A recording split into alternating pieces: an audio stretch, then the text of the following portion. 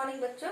आज हम 12वीं के अर्थशास्त्र में देखेंगे बाजार के विभिन्न रूप के बारे में। तो बाजार के विभिन्न रूप में हम बाजार की दशा देखे हैं, बाजार की विशेषता देखी है। उसके बाद हम बाजार के क्रम में अपूर्ण बाजार के बारे में देखे हैं, पूर्ण बाजार की विशेषता के बारे में पढ़े हैं। उसके बाद हम देखते हैं एकाधिकार। एकाधिकार बाजार क्या होता है? एकाधिकार बाजार उस बाजार को कहते हैं जिस बाजार में एक विक्रेता होते हैं, बाजार में एक किसी वस्तु को बनाने वाला होता है, वही उस वस्तु का बनाने वाला अकेला व्यक्ति होता है। इसीलिए बाजार पर उसी का अधिकार रहता है, चाहे वो उस वस्तु का वो कितना भी मूल्य लगाए, वो उसी के ऊपर निर्भर करता है, क्योंकि वो अपने लाभ हानि को देखते हुए कीमत तय करता है। और क्योंकि इसलिए भी कीमत वो तय करता है, वो अधिक में भी बेच सकता है, कम में भी बेच सकता है, क्योंकि उसके अलावा वहां पर उस वस्तु का बनाने वाला कोई नहीं होता है।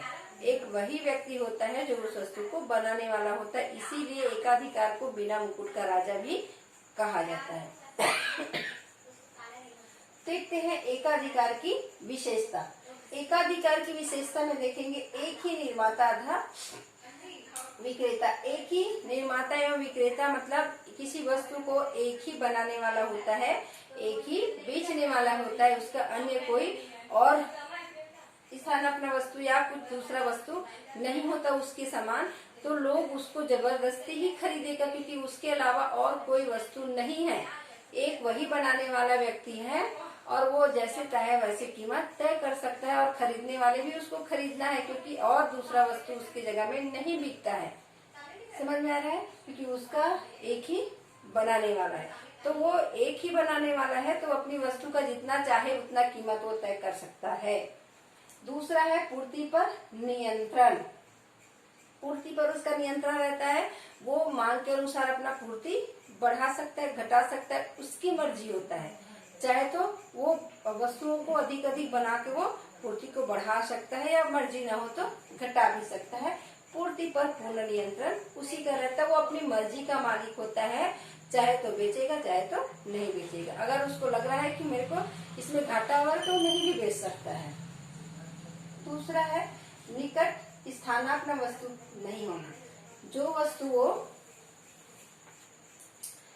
निकट, जैसे वो वस्तु बना रहे हैं उसके अलावा, जैसे स्थानापन्न उसी के जैसे दूसरा वस्तु लगता है कि हम चाय नहीं पी रहे हैं तो उसी के समान क्या है, कॉफी मिल रहा है तो कॉफी मिल रहा है। कॉफी हमको लेना है और महंगा हो रहा है तो हम उसके जगह में चाय ले लेते हैं। तो ऐसा नहीं है, उसके समान दूसरा वस्तु होता ही नहीं, हमको उसको जबरदस्ती लेना ही पड़ता है, तब ये नियम लागू होता है। क्योंकि एक वस्तु है, एक बनाने वाला है, उसके समान दूसरा और कोई नहीं बनाता। वैसे दूसरा कुछ वस्तु बिकता नहीं है तो उसी को हमको खरीदना पड़ता है। उसके समान कोई दूसरा वस्तु नहीं होता, एक ही वस्तु होता है, जितना भी उसका कीमत रहेगा उतने में हमको खरीदना पड़ता है। चौथा है कीमत पर नियंत्रण। कीमत पर उसी का नियंत्रण रहता है, क्योंकि वही बनाने वाला है, एक बनाने वाला है, कोई और दूसरा वस्तु नहीं है, तो कीमत पर उसी का नियंत्रण रहेगा। वो जैसा चाहे उसका कीमत तय कर सकता है, चाहे कोई खरीदे या न खरीदे। पांचवा दिया है नई फर्मों का प्रवेश नहीं। उसमें नई फर्मों का प्रवेश भी नहीं रहता, क्योंकि वो बनाने वाला जो एक वस्तु बना रहा है वो इतने पावरफुल रहता है, इतने ताकतवर रहता है, लाभ हानि का उसमें वहन करने की क्षमता होती है, और दूसरा कोई उसमें बनाने वाला प्रवेश नहीं कर सकता। क्योंकि लोगों को डर रहता है कि अगर हम, ये बड़ा व्यापारी है, बड़ा और उद्योगपति है, अगर हम छोटा जाएंगे पता नहीं इसमें लाभ होगा कि हानि होगा, हम टिक पाएंगे कि नहीं पाएंगे, तो लाभ हानि के डर से वो वहां प्रवेश नहीं कर पाता। तो ये हो गया। छठवां है कीमत विभेदक। कीमत में विभेद बिल्कुल नहीं होता, कीमत समान रहता है। क्योंकि कीमत विभेद होता है क्योंकि वो जैसा चाहे मर्जी अपना कीमत तय कर सकता है, कीमत उसी के ऊपर निर्भर करता है। मांग की लोच शून्य होती है। मांग की लोच शून्य होते हैं, मांग का कोई असर नहीं पड़ता।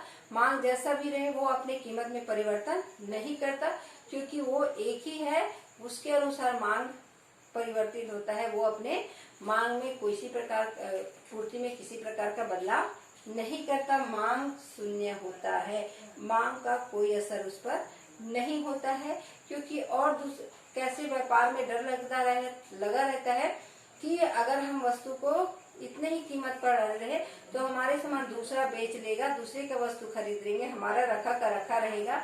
इस डर से क्या करते हैं लोग, थोड़ा सा कम करके दे देते हैं और अपने हिसाब से, मांग के हिसाब से परिवर्तन कर देते हैं कीमत में। परंतु एकाधिकार में कोई दूसरा और उस वस्तु का बनाने वाला नहीं है, तो जितना कीमत रहता है उतने में ही करते, मांग का कोई असर नहीं होता है। कोई भी फर्म या संस्था, कोई भी इसमें फर्म या संस्था प्रवेश नहीं करता, नहीं आता, क्योंकि उसका कोई और उसका वैसे ही बनाने वाला नहीं होता, एक वही होता है। फर्म या उद्योग एक ही, फर्म या उद्योग एक ही होता है, उसमें बदलाव नहीं होता और दूसरा उसमें प्रवेश नहीं करता है। क्योंकि इसमें एकाधिकार कहा गया है तो एका ही अधिकार रहता है और दूसरा उसका बनाने वाला नहीं होता है। तो क्वालिटी का ही अंतर रहता है, क्वालिटी के अनुसार नाम में बिकता है। कोई कोई ऐसे चीज है जैसे मशीन का चीज है, कपड़ा है, ब्रांडेड कपड़ा है, सियाराम का ब्रांडेड कपड़ा है, वो नाम में ही उसका जोर रहता है, तो नाम से ही चलता है ब्रांड। तो क्वालिटी भी देखा जाता है, नाम से चलता है। कोई कंपनी ऐसा है जिसका एक ही बनाने वाला है संसार में, या यहाँ भारत में कोई बनाने वाला नहीं है, अकेला वही बनाने वाला है, तो वही कीमत तय करेगा। अब देखते हैं उसके बाद पूर्ण प्रतियोगिता।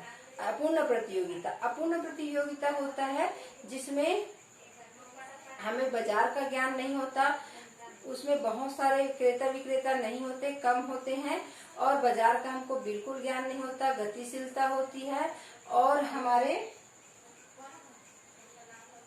क्रेता विक्रेता को बाजार का बिल्कुल भी ज्ञान नहीं होता।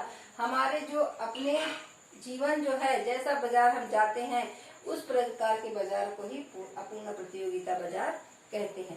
असल जीवन में इसी प्रकार की प्रतियोगिता होती है। तो अब देखते हैं अपूर्ण प्रतियोगिता बाजार की विशेषता।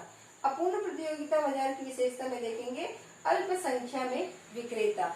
इसमें विक्रेता जो होते हैं अल्पसंख्यक में होते हैं। ये जस्ट किसका है, पूर्ण प्रतियोगिता का उल्टा है। पूर्ण प्रतियोगिता के जस्ट उल्टा अपूर्ण प्रतियोगिता है, उसमें संख्या अधिक होता है क्रेता विक्रेता की, इसमें विक्रेताओं की संख्या कम होती है, जितना उतना अधिक नहीं होता है। क्रेताओं एवं विक्रेताओं की अज्ञानता, क्रेता विक्रेता एक दूसरे को नहीं जानते हैं। उसमें क्या है, क्रेता विक्रेता को एक दूसरे की जानकारी होती है, बाजार का पूर्ण ज्ञान होता है, कीमत का पूर्ण ज्ञान होता है, इसमें नहीं होता है। क्रेताओं एवं विक्रेताओं की अज्ञानता, वो एक दूसरे को नहीं जानते, अनभिज्ञ रहते हैं, उसको वहाँ की कीमत की जानकारी नहीं होती है।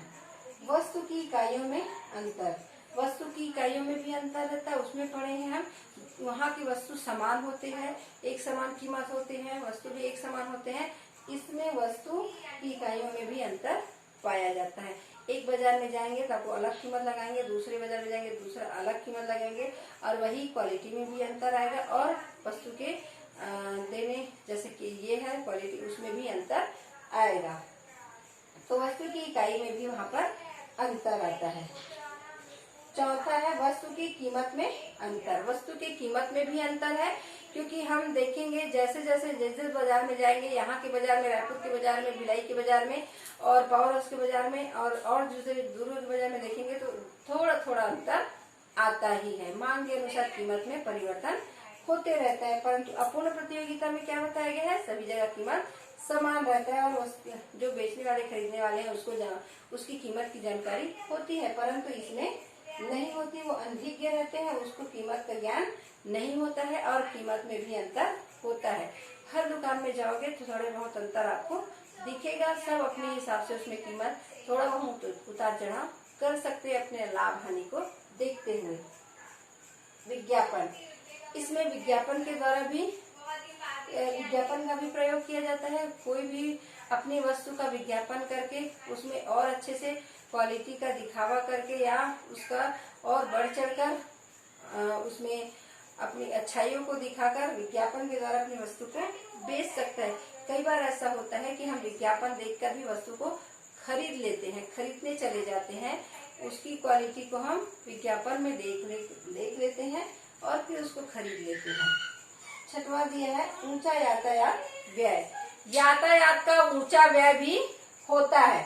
यातायात जैसे हम बाहर से कुछ सामान खरीदना चाहते हैं तो भी यातायात का खर्चा देते हैं, क्योंकि यातायात हम आने जाने के लिए जो खर्चा करते हैं, जो भी हम जो खरीदने जाते हैं सामान, तो उसके लिए हमको आने जाने का जो खर्चा होता है उसमें कहा गया है कि खर्चा नहीं होता है, क्योंकि हमको सब सामान पास में मिल जाता है, कहीं और दूर जाने की जरूरत नहीं है। हमको पास में सामान मिलने से हमको जो वाहन खर्चा वो देना नहीं पड़ता, परंतु इसमें हमको अपने जरूरत का सामान खरीदने के लिए कहीं भी जाकर खरीदते हैं तो यातायात की सुविधा हमको नहीं होती है। वहां पर जाते हैं, सामान को खरीदते हैं तो उसके लिए वाहन खर्चा हमको लगता है। अगर कहीं दूसरी जगह से सामान अगर मंगाते हैं अपनी जरूरत का तो उसका भी वाहन चार्ज हमको देना पड़ता है।